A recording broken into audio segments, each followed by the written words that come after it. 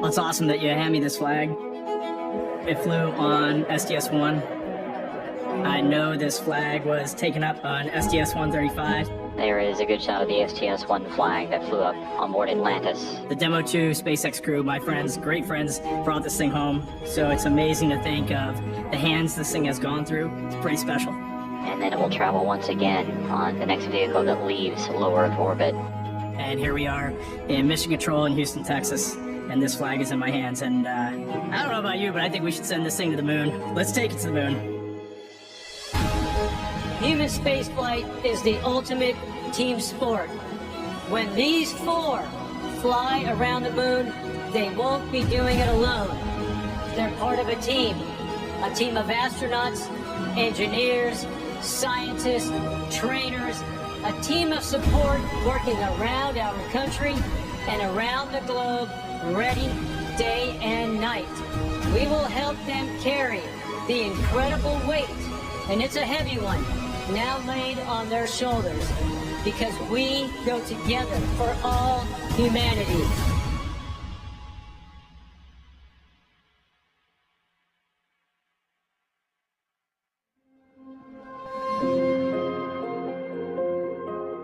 NASA has a rich history of test flights, and we do it for a reason.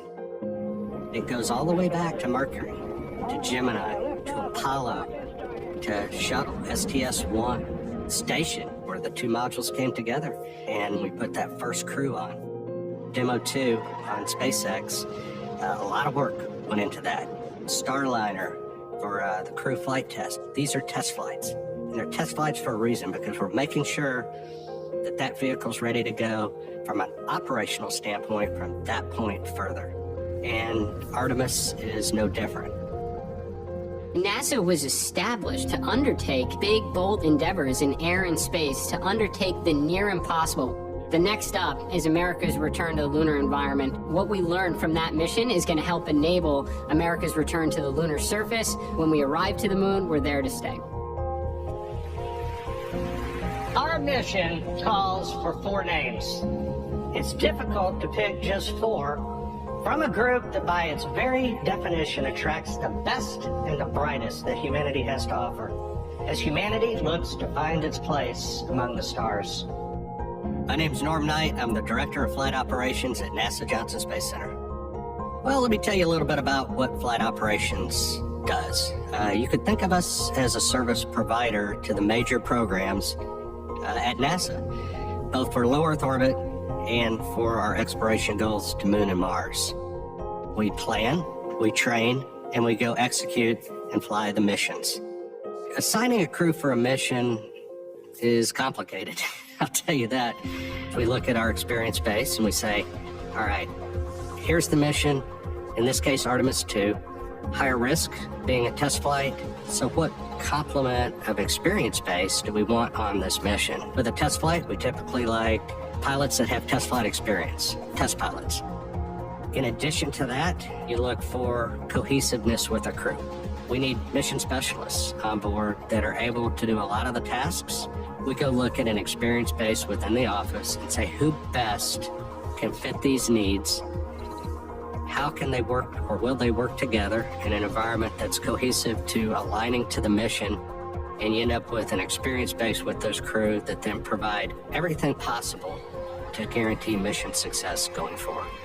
As head of flight operations, I have the privilege of getting to know each and every astronaut. The best part of my job, is that I'm surrounded by people who inspire, who give hope to those that might follow in their footsteps. I want to thank you all for sharing in this moment today, and thanks to our crew, Reed, Victor, Christina, and Jeremy, as they get ready to embark on this journey. It has been an amazing journey the last 2.5 years.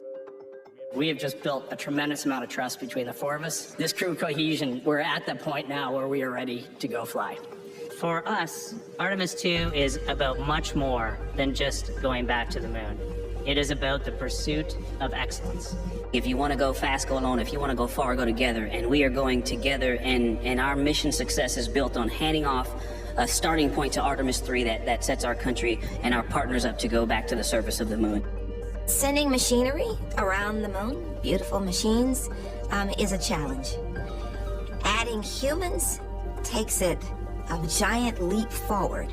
And there is a lot of work that goes into integrating people into a system. This is a very serious endeavor. This is absolutely a test flight. The last time we launched was more than 3 years ago. It did not have crew on it. It was not a completely like-for-like spacecraft on top of the SLS architecture. We basically invented all of the training for the Orion spacecraft and the rockets and put it all together, and now we're in the middle of giving all of that information to the crew to prepare them for the launch. For me, the heart of Artemis 2 are the individuals, the people that are on board that Orion capsule. They are going to represent us as humanity, going out into space on this incredible journey. And to me, that's the real piece there, is the human element. I'm Reed Wiseman, a NASA astronaut and commander of the Artemis 2 crew. I guess if I'm going to answer who I am, first and foremost, I'm a dad. I was a pilot in the Navy. I'm an astronaut. I'm a lover of nature, lover of the Earth, and in general, I just try to be nice to people.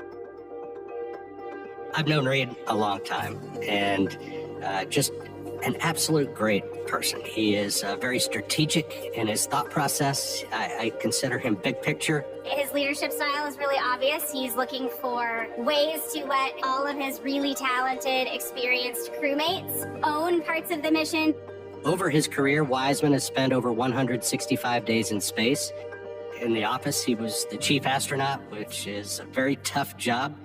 More on the personal side, Reed's just a great guy. I grew up in a small town north of Baltimore, Maryland, known as Cockeysville or Hunt Valley. The first time I remember being interested in space, I was in elementary school.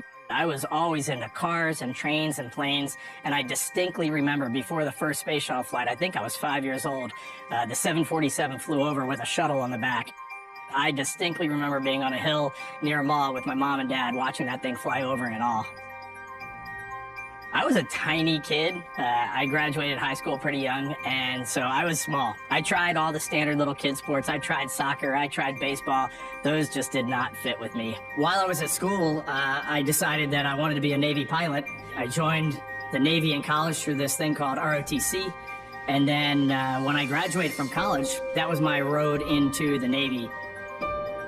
Once I had that test pilot school block met, I knew that I had all the pieces to be an astronaut. I applied once, I got my rejection letter. It's still hanging up at home. I looked at it last night. I thought it was hand-signed. It wasn't hand-signed. And then in 2009, I applied again for my second time and luckily snuck into an interview round, and then I knew it was all up to me, and the dream was gonna be set by me right there. So you enjoying your training? Oh, it's awesome so far. Absolutely fantastic. Way better than I had imagined. Getting to accomplish a dream, getting to go out and seize that, you have to sometimes look back and just congratulate yourself. Just take a minute and say, man, you did the thing that you set out to do. What would I tell 8 or 9-year-old Reed? Hey, stay the course. You're doing great. Have some confidence, because I definitely didn't have a lot of confidence as a kid. So go out and have fun and try to do good every day. While we're looking at everybody, if you'll find the lens, just go look at the lens, everybody. I want to thank God for this amazing opportunity, because Artemis 2 is more than a mission to the moon and back. It is the next step on the journey that gets humanity to Mars. Victor Glover, he's a lieutenant commander of the United States Navy. He has more than 2,000 hours of flight time. He has his bachelor's degree in engineering, his master's in flight test engineering. He was a United States test pilot where he flew F-18s. He came to us from Washington, D.C., where he was serving as the United States Navy Legislative Fellow in the United States Senate. My name is Victor Glover. I'm a NASA astronaut, naval aviator, and a former test pilot. The back of my baseball card, the most important things would be right at the top. It'd be a husband and father to 4 beautiful daughters.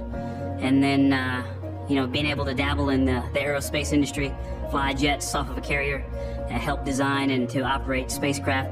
Those would be down there in the small print somewhere. Victor, he is the philosopher, I would say. He's the one that I've had the most conversations about what makes effective training. When I think of Victor, I think of a supercomputer.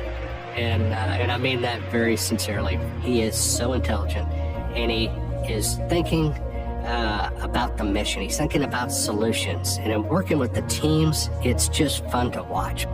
Victor Glover, he is my classmate. We were both chosen in 2013 to become astronauts. He is my astro brother. He is incredibly talented, and I am basically in awe of him at all times. Victor Glover, he has become a mentor of mine. I love working with him. It is not a relationship that peaks and then drops off. This relationship is always increasing. I'm learning more about him every single day, and we're working better together every single day. I grew up in Southern California. Being from a socio-economically disadvantaged background, you know, not having a lot of money, it definitely created a challenge. But in all of that, my support and love from my mother and my father was always clear. That always shone through. I played outside. You know, I would come home with rocks and wood chips, but also like bugs in my pocket. Just this idea to kind of go beyond and know what's next and see what's beyond it's just kind of always been there. Sometimes it wound up with me getting bumps and bruises, you know. I took the rain fly off my tent, tied it to my belt loops, and jumped off my grandparents' roof to see if I could make a parachute, you know. As a child, seeing a shuttle launch on television, really, it captivated me. There are points through my childhood and young adulthood that feeling was always there. When I was in college, I was 20 years old. I decided I wanted to join the Navy. And when I told my dad I wanted to join the Navy, I told him I wanted to be a Navy SEAL. And he said, okay, you might enjoy that. But with an engineering degree from Cal Poly and being a pilot, you might be able to go on and become an astronaut. My dad made a suggestion that changed the arc of my life. Literally changed the trajectory of my life. When NASA announced the astronaut piloting its Artemis II mission, Victor Glover Sr. was watching. Obviously, I had tears in my eyes. I was wiping the tears away. Deep down inside, you knew, he's going to be a part of something special. Being able to go to space is just, I think, a sign of the willingness, the work ethic, and the adventure, and the opportunity, the timing coming together. So many people have poured into my life that, if anything, I'm actually reflecting from so many sources. And again, I am blessed. I've been blessed.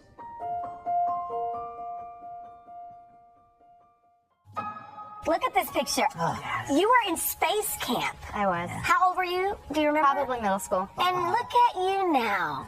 She has a Bachelor of Science degree in Electrical Engineering from North Carolina State University, a Bachelor's in Physics, and a Master's in Electrical Engineering. She's also done some interesting expeditionary work, so please welcome Christina. Christina Cook, one of our mission specialists, a great person, just a great personality, easygoing, very detailed, and task-oriented. She is the person that makes sure that everyone walks away from some training with the right understanding. She speaks up and asks a question, and then usually the whole room is like, yeah, I had that question too. Christina, she brings a science mind to these activities. I'm so excited that she has the chance to go to the moon and help lead the science as a whole. First, she's just a great person. And then second, she is really outgoing, outdoorsy human being. So she is always off doing something that I wish I was off doing. Her background as an explorer and someone that just, lives to explore and loves life and adventure. Space, she's a natural. Well, I was born in Michigan, family of farmers, and I ended up growing up in North Carolina. My particular family moved there, and both places were just incredibly important in terms of forming my values and who I am. I would describe that little girl as someone that loved to be a part of everything. My dad and I were always working in the shed. We called it shed heaven. He was always teaching me how to fix things, how to make things. For me, the moments of exploration as a child were ubiquitous. I was always exploring, whether it was on the farm, going around on the trails, under the trees, climbing the trees, or in my own backyard. The idea of celestial bodies, the moon, the stars, what all that meant, seeing the Milky Way. These were things that really drew me in. I myself was inspired by the Earthrise photo taken on Apollo 8. I had it on my bedroom wall as a kid. And the idea that we can take a picture of all of humanity at once, that will be a big moment. Christina Cook, your record holder. She is out, thumbs up, and a huge smile. She returns to Earth as a record holder, the single longest stay in space by a woman. What advice would you give to a girl my age who wanted to become an astronaut when they grow up? You know, I did have those conversations where small kids were surprised that I was an astronaut because, quote, I wasn't a guy, I wasn't a man. And for me, that sort of set the bit that it was important to demonstrate by representation that anything is possible for anyone who has a passion and who's willing to work hard to achieve that dream. To see that tide changing and to recognize that we can affect that change by the decisions we make to go by all and for all is really inspiring for me. A Canadian is going to the moon. That makes me smile when I say that. I know Canadians could not be more proud. Proud to have for the first time a Canadian astronaut who will travel to deep space as part of the Artemis 2 mission. I'm Colonel Jeremy Hansen, an astronaut with the Canadian Space Agency. Jeremy Hansen, a Canadian F-18 pilot. He hasn't had an opportunity to fly in space yet. I really look forward to him being able to see his home planet from space for the first time after his 15 years of training. It's interesting because when I think of Jeremy, while he's a rookie, I don't think of him as a rookie. And that says a lot about Jeremy. He's very prepared. He's a quiet, confident leader. He is maybe the thinker or the observer of the crew, thinking about the technical aspects of whatever we're learning. So he'll have some really insightful comment or just some really great piece of humor to add at the end. He's one of the funniest human beings that you'll ever met. He is dry humor, and his timing is absolutely impeccable. You know how many times I show up to an interview and then I watch them make the tripod taller? Just about everyone. But the other neat thing about Jeremy that a lot of people don't get to see is he is incredibly creative. His creativity in making this spaceship like a playground and actually knowing it for its fundamental capabilities could potentially save our lives on this mission. I've definitely spent some time contemplating my first launch to space, and you know, the first thing that comes to mind for me is what I'm going to feel like the day before. I imagine I'm going to be very pensive the day before. I'll be leaving the planet. I'll be leaving my wife and 3 children behind on the planet. I know what's going to happen the next day is risky, but I also know from my operational experiences and flying and challenges I've faced that when the day comes and it's go time, I'll be fired up and I'll be just firing on all cylinders, riding that rocket to space. I grew up on a farm outside of London, Ontario, and just had a great childhood. I really credit my experiences on the farm with giving me some of the tools I needed to succeed in life. I went on to join the Royal Canadian Air Force. I had this passion for wanting to fly fighter jets, and ultimately that prepared me to join the Canadian Space Agency and take on this challenge of being an astronaut. It is kind of full circle for me flying out to the moon on this mission, because when I was a young Canadian, I did see an image in Encyclopedia A under Neil Armstrong of humans standing on the moon. I looked at that image so many times through my childhood. It was on the bookshelf at home, and I started just thinking about being a space explorer. I turned my treehouse into a spaceship. I created all these intricate dials made out of cardboard and popsicle sticks. I found some switches, circuit breakers in the barn that I mounted to have switches in my spacecraft. I had a control column I made out of wood and a hinge, and I was exploring space in my imagination. As a child growing up, I watched Marc Garneau fly in space, a first Canadian in space, and seeing that's what made me understand that it was possible for me to actually achieve that dream. You know, I'm driven by the spirit of exploration. I don't even know that I can tell you why, but there's just something about the going to a new place and pushing the limits that really captures my passion. Super proud that Canada is joining the U.S.-led mission back to the moon, the Artemis mission. Just gratitude for what they brought to the challenge.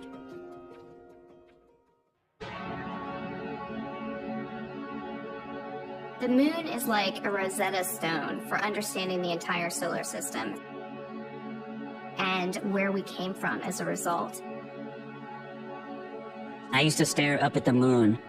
I was just fascinated by that image, that consistent image, and try to imagine what it might be like up there.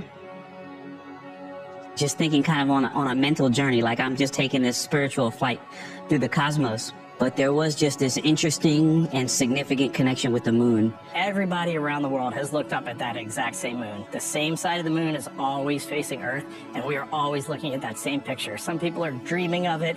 For some it's a religious symbol, a spiritual symbol. For some it's a calendar, but we are always all looking at that same moon. It's one thing that every human has in common.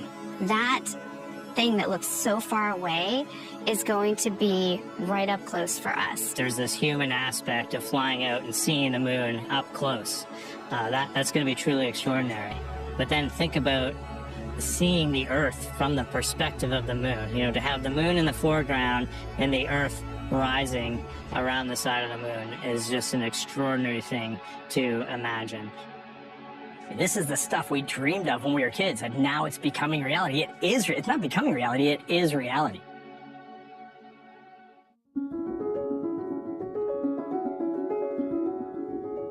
My name is Lakeisha Hawkins. I currently serve as Acting Deputy Associate Administrator here at NASA. We lead the agency's efforts for human exploration to the moon and to destinations further beyond the moon. I'm one of those kids who went to elementary school, and we had enrichment programs where we did some rocketry and some landing experiments. I remember them rolling the TV cart into the classroom, allowing all of us to watch shuttle launches and landings. We were also sitting in front of the TV during the Challenger incident. That was impactful to me. I was one who wanted to explore, but I also knew that there was risk, and I wanted to be able to help others do so safely. And so that's always been in the back of my mind. Test flight means extra risk, even more when you're flying to the moon.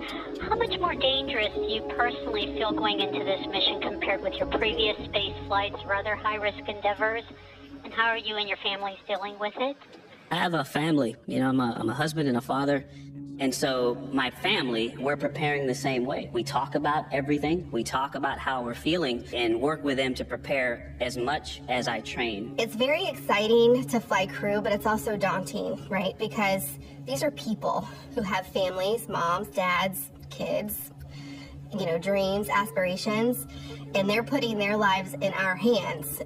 You know, I look at this one as failure is not an option. That's kind of cliche, you know, but I was part of the Columbia accident investigation, and I've always remembered that.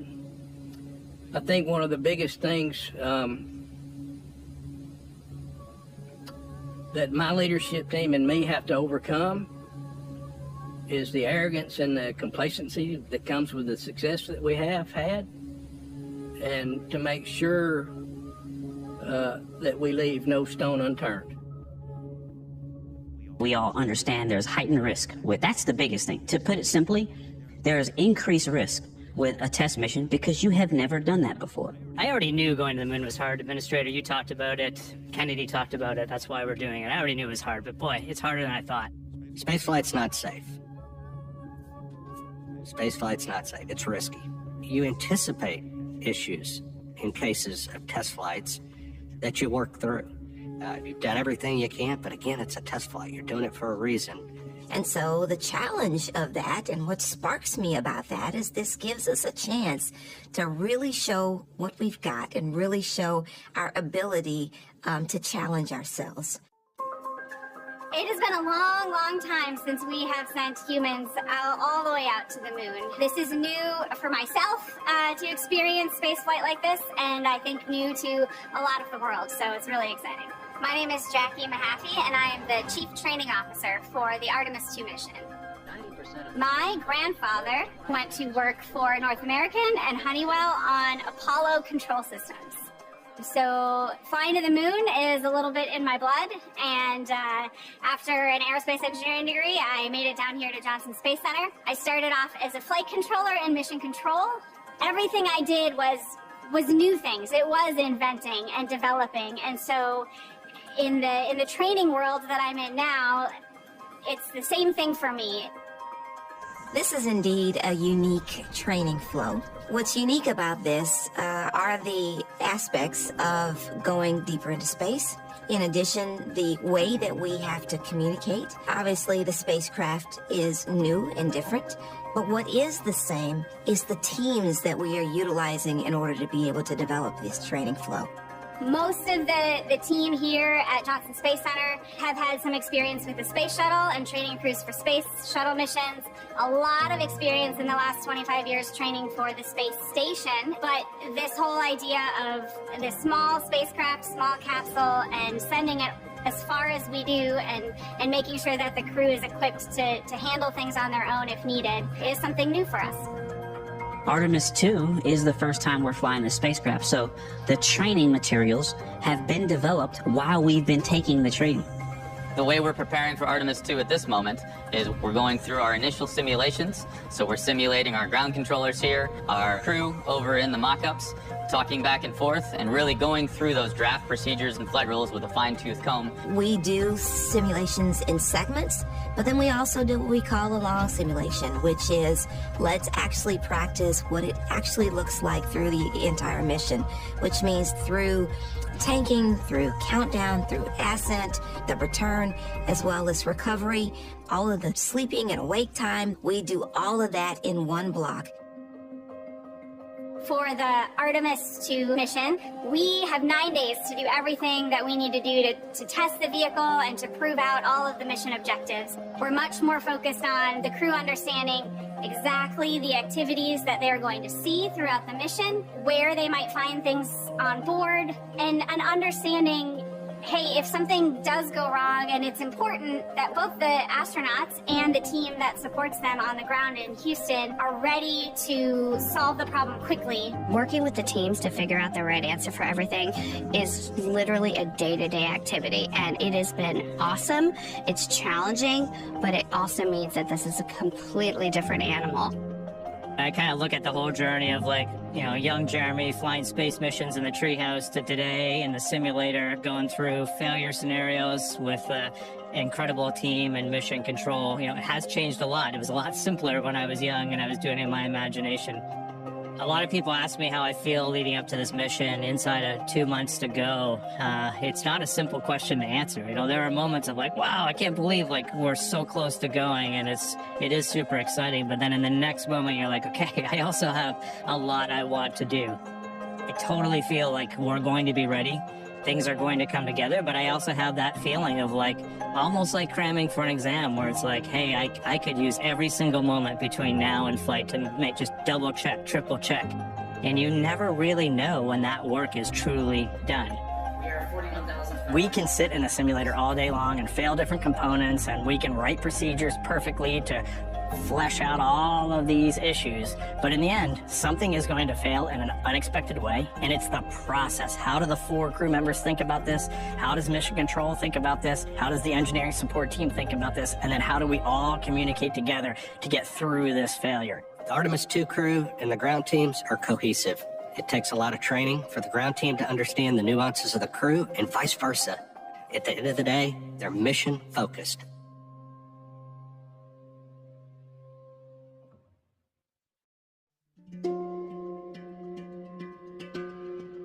The Artemis 2 crew, in advance of the mission, have gotten to help trailblaze a couple of the training pieces that future crews that are going to be landing on the moon will get to do. We took the whole crew to Iceland to look at the geology there and just some of the parallels to the moon. We are here in Iceland training astronauts and training other Artemis personnel in field geology. So we're going to be exploring the volcanic deposits, teaching them how to explore a station when they're doing EVAs on Artemis, and also how to make good observations when they're passing by the moon on Artemis 2. Iceland is a great analog for the moon in a bunch of different ways. It's got the planetary processes, in this case volcanism. It has the landscape. There's no vegetation here. It looks like the moon. The geologists are really hoping that there's some areas of interest that we can look at with our human eyes, be able to scan across the moon with different lighting angles as we fly around, and collect some data that the satellites orbiting the moon aren't able to get for them. For Artemis 2, our goal is to really advance our understanding of what's going to happen to the human in the deep space environment. We have been working for many years to advance these organ chip technology. And so with that, we're able to really understand what the deep space radiation impact has, so we can compare directly that personalized level of what's happening to them.